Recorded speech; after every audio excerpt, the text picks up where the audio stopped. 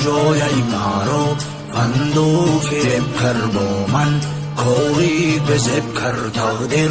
او به وفای دل گفت او در کجایی مرا فندو فریب کرد با من کاری به زب کرد قصه عشقی گل خوجا چخی سر شد خوجا دا مسکوا بود عشق همو دختر شد دستایتی ایمو هردش رنگ دوست اول گپ زدن بچه یکی عشق شد خواست بخد او را که نزن دختر گفت ما کلونم بویا با شو کردگیم بچه اول غمگین شد با گفت ما دوست داشتگیم مدام فورتره به خاطری الو گیرم دا آینده مسافت باشید دا برکم پیرم دختر گفت بچه جانود را زینم شد دای کر بچه گفت دا اویلمون فقط خوشبختی مدر کر خلوصا سنگت خونه اوچش ده همه رفمون اوچش گفت فروز تا بود خونه شون نشم میمون رفتن خونه دختر ای خیلی شهری کلوبن ای خیلی خشتو منه دختر رو آنم میوبن برای خوشبختی فرزن چون کردن نیکوره خوجت دیلی خیلی شکل ارزوها داره حتی اوچای دختر گپ زده گوچای بچه اولای دختر حیران شده کروی ای خیلی اوچه